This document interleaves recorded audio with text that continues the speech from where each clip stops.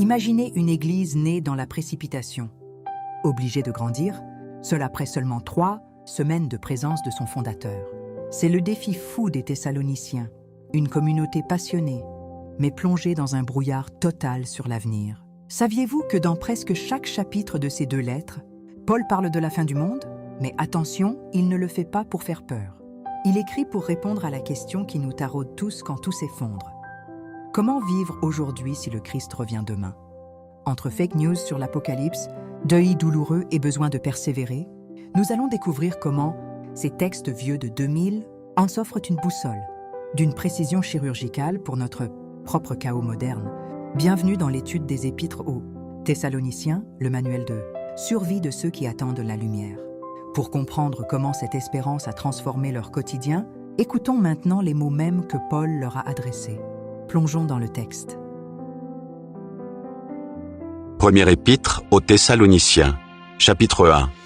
Paul et Sylvain et Timothée à l'église des Thessaloniciens, qui est en Dieu le Père et en Jésus-Christ le Seigneur. Que la grâce et la paix vous soient données. Nous rendons continuellement grâce à Dieu pour vous tous, faisant mention de vous dans nos prières, nous rappelant sans cesse l'œuvre de votre foi, le travail de votre charité et la fermeté de votre espérance en notre Seigneur Jésus-Christ, devant Dieu, notre Père. Nous savons, frères bien-aimés de Dieu, que vous avez été élus, notre évangile ne vous ayant pas été prêché en parole seulement, mais avec puissance, avec l'Esprit Saint et avec une pleine persuasion.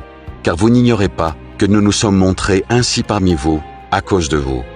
Et vous-même, vous avez été mes imitateurs et ceux du Seigneur, en recevant la parole au milieu de beaucoup de tribulations, avec la joie du Saint-Esprit, en sorte que vous êtes devenus un modèle pour tous les croyants de la Macédoine et de l'Achaïe. Non seulement en effet la parole du Seigneur a retenti de chez vous dans la Macédoine et dans l'Achaïe, mais votre foi en Dieu s'est fait connaître en tout lieu, de telle manière que nous n'avons pas besoin d'en parler, car on raconte à notre sujet quel accès nous avons eu auprès de vous et comment vous vous êtes convertis à Dieu en abandonnant les idoles pour servir le Dieu vivant et vrai, et pour attendre des cieux son Fils, qu'il a ressuscité des morts, Jésus qui nous délivre de la colère à venir.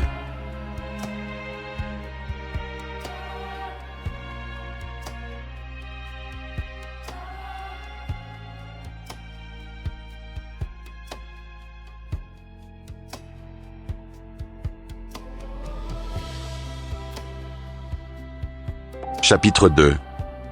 Vous savez vous-même, frères, que notre arrivée chez vous n'a pas été sans résultat.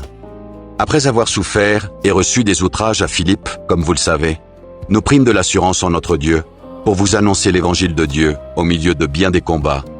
Car notre prédication ne repose ni sur l'erreur, ni sur des motifs impurs, ni sur la fraude, mais selon que Dieu nous a jugés dignes de nous confier l'évangile. Ainsi nous parlons, non comme pour plaire à des hommes, mais pour plaire à Dieu qui sonde nos cœurs. Jamais en effet nous avons usé de paroles flatteuses, comme vous le savez. Jamais nous n'avons eu la cupidité pour mobile, Dieu en est témoin. Nous n'avons point cherché la gloire qui vient des hommes, ni de vous, ni des autres. Nous aurions pu nous produire avec autorité comme apôtres de Christ, mais nous avons été pleins de douceur au milieu de vous. De même qu'une nourrice prend un tendre soin de ses enfants, nous aurions voulu, dans notre vive affection pour vous, non seulement vous donner l'évangile de Dieu, mais encore nos propres vies, tant vous nous étiez devenus chers. Vous vous rappelez, frères, notre travail et notre peine, nuit et jour à l'œuvre, pour n'être à charge à aucun de vous. Nous vous avons prêché l'évangile de Dieu. Vous êtes témoins, et Dieu l'est aussi, que nous avons eu, envers vous qui croyez, une conduite sainte, juste et irréprochable. Vous savez aussi que nous avons été pour chacun de vous ce qu'un père est pour ses enfants, vous exhortant, vous consolant, vous conjurant de marcher d'une manière digne de Dieu, qui vous appelle à son royaume et à sa gloire. C'est pourquoi nous rendons continuellement grâce à Dieu, de ce qu'en recevant la parole de Dieu, que nous vous avons fait entendre, vous l'avez reçue, non comme la parole des hommes, mais ainsi qu'elle l'est véritablement, comme la parole de Dieu qui agit en vous qui croyez. Car vous, frères, vous êtes devenus les imitateurs des églises de Dieu qui sont en Jésus-Christ dans la Judée, parce que vous aussi, vous avez souffert de la part de vos propres compatriotes, les mêmes maux qu'elles ont souffert de la part des Juifs. Ce sont ces Juifs qui ont fait mourir le Seigneur Jésus et les prophètes, qui nous ont persécutés, qui ne plaisent point à Dieu, et qui sont ennemis de tous les hommes, nous empêchant de parler aux païens pour qu'ils soient sauvés, en sorte qu'ils ne cessent de mettre le comble à leurs péchés. Mais la colère a fini par les atteindre. Pour nous, frères, après avoir été quelque temps séparés de vous, de corps mais non de cœur, nous avons eu d'autant plus ardemment le vif désir de vous voir. Aussi voulions-nous aller vers vous, du moins, moi, Paul, 1 et même 2 fois, mais Satan nous en a empêchés. Qui est en effet notre espérance ou notre joie, ou notre couronne de gloire?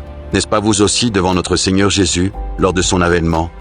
Oui, vous êtes notre gloire et notre joie.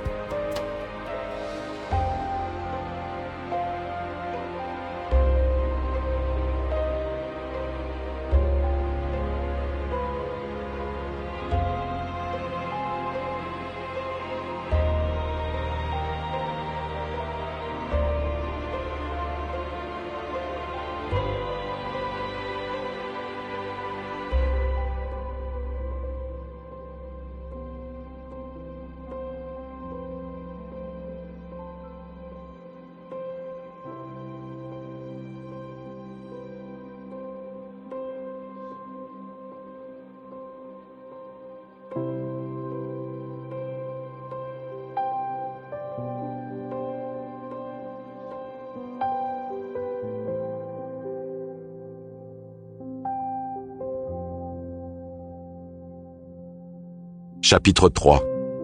C'est pourquoi, impatients que nous étions, et nous décidant à rester seuls à Athènes, nous envoyâmes Timothée, notre frère, ministre de Dieu dans l'évangile de Christ, pour vous affermir et vous exhorter au sujet de votre foi, afin que personne ne fût ébranlé au milieu des tribulations présentes. Car vous savez vous-même que nous sommes destinés à cela. Et lorsque nous étions auprès de vous, nous vous annoncions d'avance que nous serions exposés à des tribulations, comme cela est arrivé et comme vous le savez. Ainsi, dans mon impatience, j'envoyais m'informer de votre foi dans la crainte que le tentateur ne vous eût tenté et que nous n'eussions travaillé en vain. Mais Timothée, récemment arrivé de chez vous, nous a donné de bonnes nouvelles de votre foi et de votre charité, et nous a dit que vous avez toujours de nous un bon souvenir, désirant nous voir comme nous désirons aussi vous voir. En conséquence, frères, au milieu de toutes nos calamités et de nos tribulations, nous avons été consolés à votre sujet à cause de votre foi, car maintenant nous vivons, puisque vous demeurez fermes dans le Seigneur. Quelle action de grâce, en effet, nous pouvons rendre à Dieu à votre sujet pour toute la joie que nous éprouvons à cause de vous devant notre Dieu. Nuit et jour, nous le prions, avec une extrême ardeur, de nous permettre de vous voir et de compléter ce qui manque à votre foi. Que Dieu lui-même, notre Père et notre Seigneur Jésus, aplanisse notre route pour que nous allions à vous. Que le Seigneur augmente de plus en plus parmi vous et à l'égard de tous cette charité que nous avons nous-mêmes pour vous, afin d'affermir vos cœurs pour qu'ils soient irréprochables dans la sainteté devant Dieu notre Père lors de l'avènement de notre Seigneur Jésus avec tous ses saints.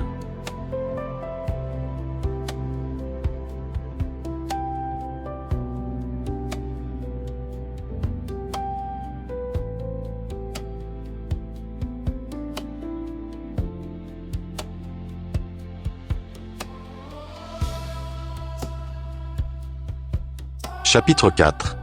Au reste, frères, puisque vous avez appris de nous comment vous devez vous conduire et plaire à Dieu, et que c'est là ce que vous faites, nous vous prions et nous vous conjurons, au nom du Seigneur Jésus, de marcher à cet égard, de progrès en progrès. Vous savez en effet quel précepte nous vous avons donné de la part du Seigneur Jésus. Ce que Dieu veut, c'est votre sanctification, c'est que vous vous absteniez de l'impudicité, c'est que chacun de vous sache posséder son corps dans la sainteté et l'honnêteté, sans vous livrer à une convoitise passionnée, comme font les païens qui ne connaissent pas Dieu. C'est que personne n'use envers son frère de fraude et de cupidité dans les affaires, parce que le Seigneur tire vengeance de toutes ces choses, comme nous vous l'avons déjà dit et attesté. Car Dieu ne nous a pas appelés à l'impureté, mais à la sanctification.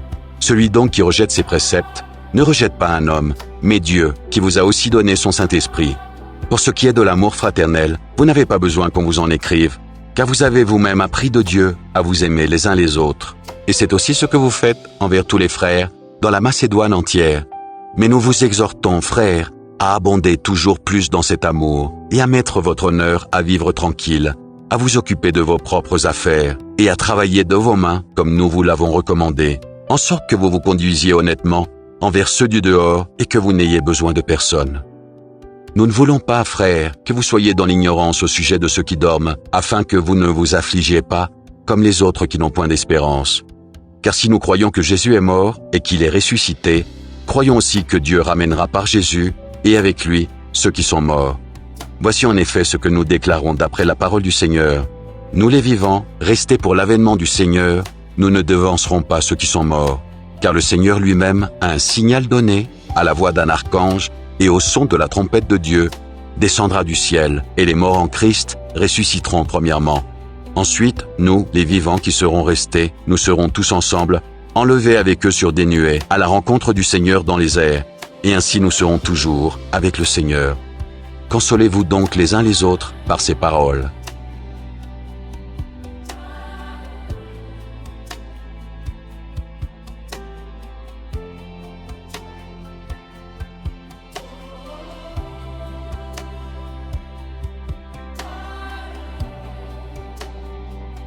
Chapitre 5.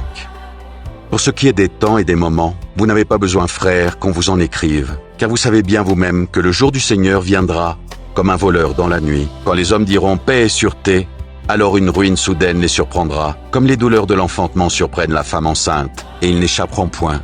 Mais vous, frères, vous n'êtes pas dans les ténèbres pour que ce jour vous surprenne comme un voleur. Vous êtes tous des enfants de la lumière et des enfants du jour. Nous ne sommes point de la nuit, ni des ténèbres. Ne dormons donc point comme les autres, mais veillons et soyons sobres, car ceux qui dorment, dorment la nuit, et ceux qui s'enivrent la nuit. Mais nous qui sommes du jour, soyons sobres, ayant revêtu la cuirasse de la foi et de la charité, ayant pour casque l'espérance du salut. Car Dieu ne nous a pas destinés à la colère, mais à l'acquisition du salut par notre Seigneur Jésus-Christ, qui est mort pour nous, afin, soit que nous veillions, soit que nous dormions, nous vivions ensemble avec lui. C'est pourquoi exhortez-vous réciproquement et édifiez-vous les uns les autres, comme en réalité vous le faites. Nous vous prions, frères, d'avoir de la considération pour ceux qui travaillent parmi vous, qui vous dirigent dans le Seigneur et qui vous exhortent. Ayez pour eux beaucoup d'affection, à cause de leur œuvre. Soyez en paix entre vous. Nous vous en prions aussi, frères. Avertissez ceux qui vivent dans le désordre. Consolez ceux qui sont abattus. Supportez les faibles. Usez de patience envers tous. Prenez garde que personne ne rende à autrui le mal pour le mal, mais poursuivez toujours le bien, soit entre vous, soit envers tous. Soyez toujours joyeux, priez sans cesse. Rendez grâce en toutes choses, car c'est à votre égard la volonté de Dieu en Jésus-Christ. N'éteignez pas l'esprit, ne méprisez pas les prophéties, mais examinez toutes choses, retenez ce qui est bon, abstenez-vous de toute espèce de mal. Que le Dieu de paix vous sanctifie lui-même tout entier, et que tout votre être, l'esprit, l'âme et le corps, soit conservé irrépréhensible lors de l'avènement de notre Seigneur Jésus-Christ. Celui qui vous a appelé est fidèle, et c'est lui qui le fera. Frères, priez pour nous, saluez tous les frères par un saint baiser. Je vous en conjure par le Seigneur, que cette lettre soit lue à tous les frères. Que la grâce de notre Seigneur Jésus-Christ soit avec vous.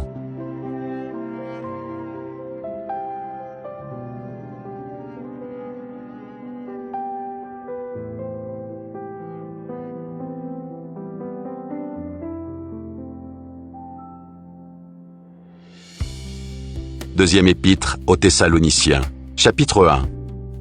Paul et Sylvain et Timothée à l'église des Thessaloniciens, qui est en Dieu notre Père et en Jésus-Christ le Seigneur. Que la grâce et la paix vous soient données de la part de Dieu notre Père et du Seigneur Jésus-Christ.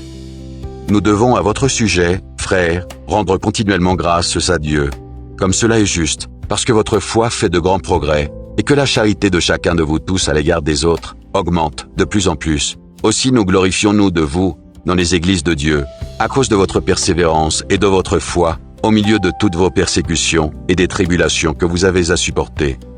C'est une épreuve du juste jugement de Dieu, pour que vous soyez jugés dignes du royaume de Dieu, pour lequel vous souffrez. Car il est de la justice de Dieu de rendre l'affliction à ceux qui vous affligent, et de vous donner, à vous qui êtes affligés, du repos avec nous, lorsque le Seigneur Jésus apparaîtra du ciel, avec les anges de sa puissance, au milieu d'une flamme de feu, pour punir ceux qui ne connaissent pas Dieu et ceux qui n'obéissent pas à l'évangile de notre Seigneur Jésus. Ils auront pour châtiment une ruine éternelle, loin de la face du Seigneur et de la gloire de sa force, lorsqu'il viendra pour être en ce jour, glorifié dans ses saints et admiré dans tous ceux qui auront cru, car notre témoignage auprès de vous a été cru.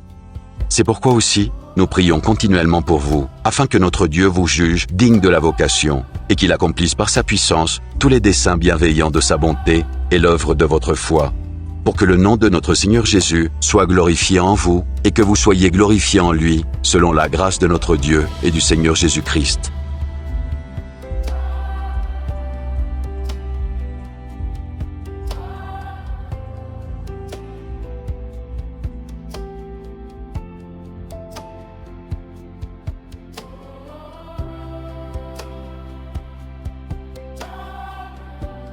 Chapitre 2.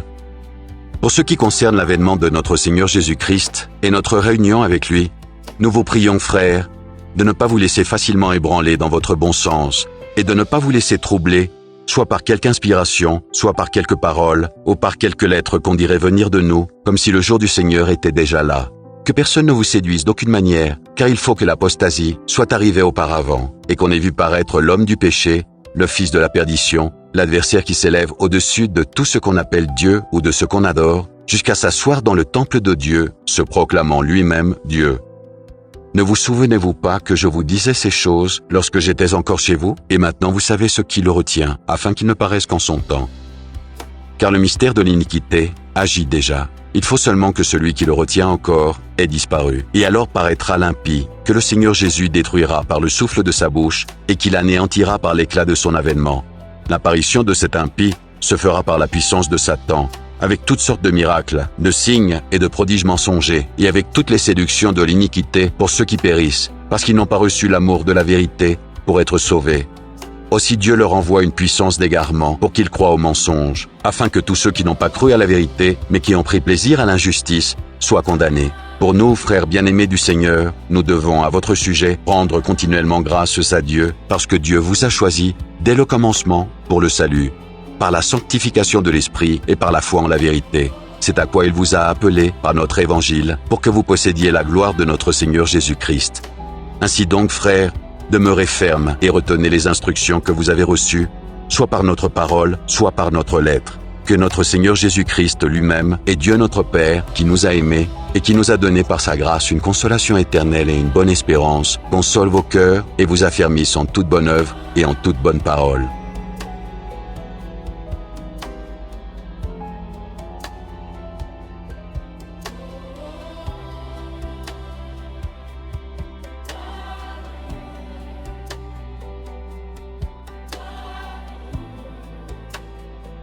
Chapitre 3. Au reste, frères, priez pour nous, afin que la parole du Seigneur se répande et soit glorifiée comme elle l'est chez vous, et afin que nous soyons délivrés des hommes méchants et pervers, car tous n'ont pas la foi. Le Seigneur est fidèle, il vous affermira et vous préservera du malin.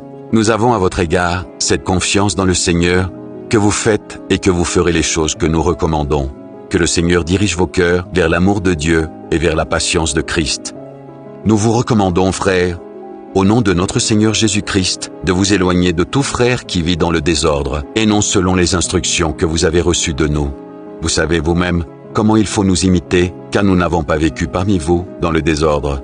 Nous n'avons mangé gratuitement le pain de personne, mais dans le travail et dans la peine, nous avons été nuit et jour à l'œuvre pour n'être à charge à aucun de vous. Ce n'est pas que nous n'en eussions le droit, mais nous avons voulu vous donner en nous-mêmes un modèle à imiter. Car lorsque nous étions chez vous, nous vous disions expressément, si quelqu'un ne veut pas travailler, qu'il ne mange pas non plus. Nous apprenons cependant qu'il y en a parmi vous, quelques-uns qui vivent dans le désordre, qui ne travaillent pas, mais qui s'occupent de futilités. Nous invitons ces gens-là, et nous les exhortons par le Seigneur Jésus-Christ à manger leur propre pain en travaillant paisiblement. Pour vous, frères, ne vous lassez pas de faire le bien, et si quelqu'un n'obéit pas à ce que nous disons par cette lettre, notez-le et n'ayez point de communication avec lui, afin qu'il éprouve de la honte. Ne le regardez pas comme un ennemi, mais avertissez-le comme un frère. Que le Seigneur de la paix vous donne lui-même la paix en tout temps, de toute manière. Que le Seigneur soit avec vous tous. Je vous salue, moi, Paul, de ma propre main. C'est là ma signature dans toutes mes lettres. C'est ainsi que j'écris. Que la grâce de notre Seigneur Jésus-Christ soit avec vous tous.